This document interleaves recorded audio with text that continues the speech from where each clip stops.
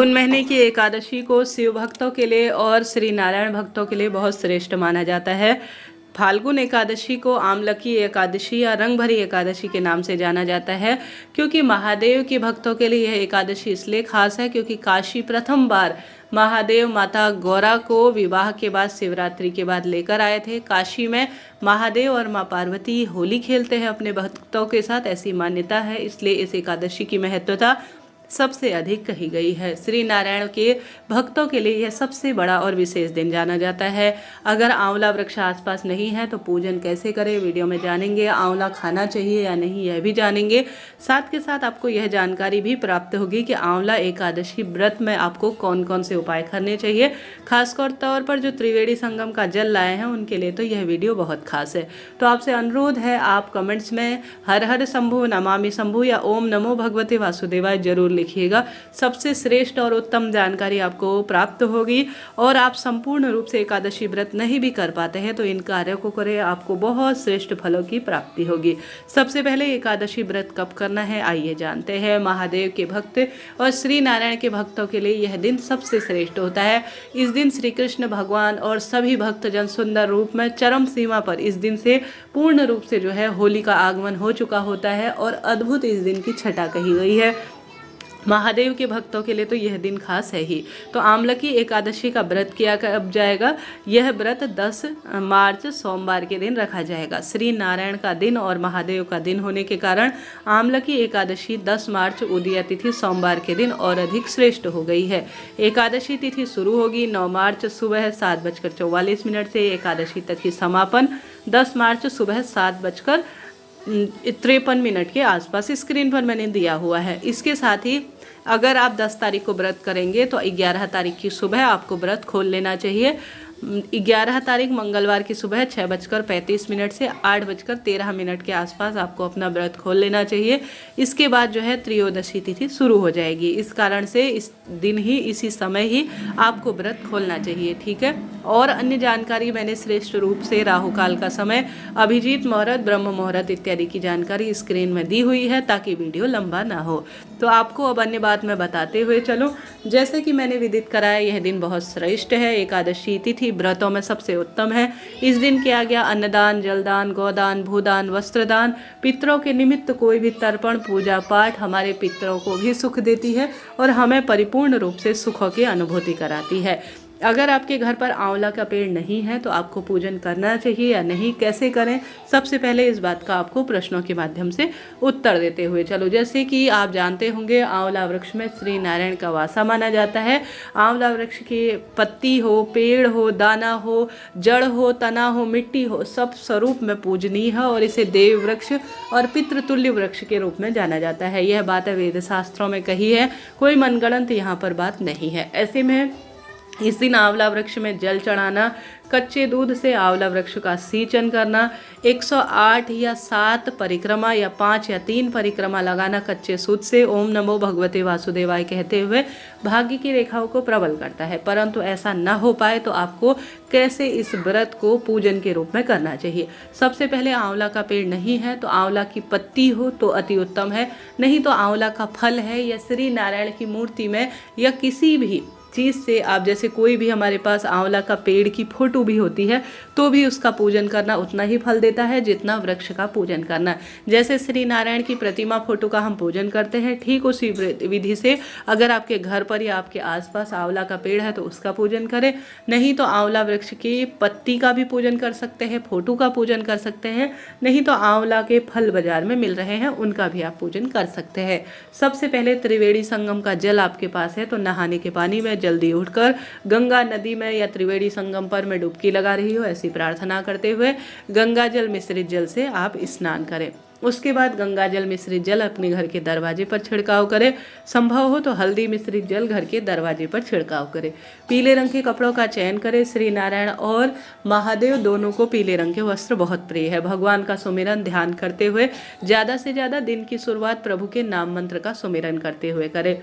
घर के दरवाजे पर दोनों तरफ एक एक दीपक लगाए जो कि महादेव और श्री नारायण के नाम का होगा। यह दिन की शुरुआत सबसे सुंदर और सबसे श्रेष्ठ मानी जाती है। आंवला वृक्ष नहीं है तो इस दिन घर लाएं और घर पर रोपित करें, किसी गमले में या आपके पास जगह है तो वहाँ पर ज़्यादा से ज़्यादा रोपित करें, भाग्य की रेखाएं प्रबल हो जाएंगी। अब प्रश्न आता है दीदी इस दिन हम जो है फल खाएं या नहीं, व्रत करते हैं तो फल तो देखिए प्रसाद स्वरूप आप ग्रहण कर सकते हैं, कोई दिक्कत की बात नहीं है। देखिए भगवान को हम कोई भी चीज़ का भोग लगाते हैं तो उसे हमें प्रसाद स्वरूप ग्रहण जरूर करना है, इसका कोई दोष नहीं है, ऐसा वेद शास्त्रों में लिखा है। तो आप सभी इस दिन आंवला खा सकते हैं, चिंता टेंशन की कोई बात नहीं है। आंवला के वृक्ष का पूजन का विधान है, दानों के पूजन का विधान है। जैसे शिवलिंग पर आंवला मिश्रित जल चढ़ाया जाता है तो उसे थोड़ा ग्रहण किया जाता है जल को, तो उसी प्रकार से यहाँ पर बात लागू होती है कि आप आंवला को प्रसाद स्वरूप व्रत के दिन भी धारण ग्रहण कर सकते हैं। तो चिंता टेंशन छोड़िए और ग्रहण किया जा सकता है। तो यह भी प्रश्न की बात हो गई। अब एकादशी व्रत के दिन हमें बाल धोने चाहिए या नहीं। एकादशी के दिन बालों को नहीं धोना चाहिए, साबुन शैम्पू लगाकर नहीं धोना चाहिए, सामान्य तौर पर आप बाल धो सकते हैं। बालों में सामान्य जल छिड़काव कर बालों को खाली पानी से धोकर आप बाल धो सकते हैं। साबुन शैम्पू का इस्तेमाल ना करें, इसके पीछे कारण यही है कि इसलिए बाल को धोने से मना किया जाता है, क्योंकि साबुन शैम्पू में काफ़ी केमिकल होता है जो कि हमारे व्रत को, पूजा पाठ को खंडित करने वाला होता है। तो इस चीज़ को आप नोट करते हुए चलिएगा। सबसे पहले ब्रह्म मुहूर्त में जल्दी उठे, जैसा मैंने विदित कराया।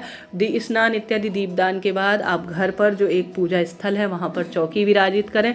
और स्क्रीन पर देख पा रहे होंगे एक जहाँ पर भी आप चौक पूरना या चौक लीपना या जहाँ पर भी आपके घर पर जगह हो वहाँ पर आप जो है सुंदर स्वरूप में पोछे गंगा जल मिश्रित जल का छिड़काव कर एक चौकी विराजित कर आंवला वृक्ष का गमला है या पौधा है तो उसे विराजित करें। और साथ के साथ अगर आपके पास जो मूर्ति प्रतिमा है तो उसे रखें।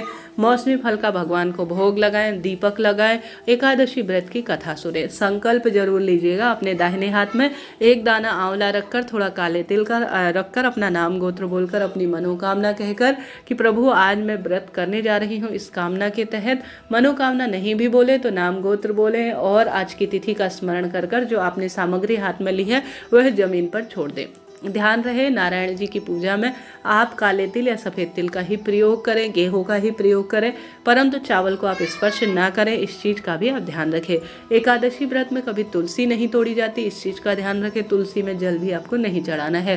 सिर्फ पीपल और जो आंवला का पेड़ है उसमें ही कच्चा दूध आप सींचें, उसके जड़ में दीपक लगाएं और साथ के साथ आप सभी को वहीं पर जो है सुंदर स्वरूप में, अगर संभव हो तो आंवला के पेड़ के पास ही श्री नारायण की मूर्ति प्रतिमा है तो अति उत्तम है, वहाँ पर विराजित कर आप पूजा कर सकते हैं।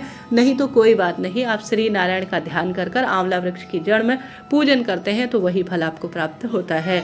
घर पर पूजन कर रहे हैं तो बहुत ही उत्तम है, बहुत ही श्रेष्ठ है। बाद में भगवान जी को भोग लगाकर सभी चीज़ें आप थोड़ा दान कर दीजिए, थोड़ा स्वयं ग्रहण करने के लिए रख दीजिए। इस तरह से आप आंवलकी एकादशी का पूजन करें। इस दिन आप भगवान को जरूर से अबीर गुलाल समर्पित करें। शिवलिंग पर थोड़ा अबीर थोड़ा गुलाल आपको समर्पित करना चाहिए। यह सुख सौभाग्य की निशानी के रूप में जाना जाता है। अपने मस्तक पर भी अबीर गुलाल आप धारण करें और श्री नारायण के श्री चरणों में हल्दी कुमकुम अबीर गुलाल समर्पित करने की कृपा करें। यह छोटा सा कार्य बहुत अधिक सुखद और श्रेष्ठ कार्य के रूप में जाना जाता है। इस तरह से आपको यह पूजन पाठन करना है और अपने भाग्य की रेखाओं को प्रबल करना है।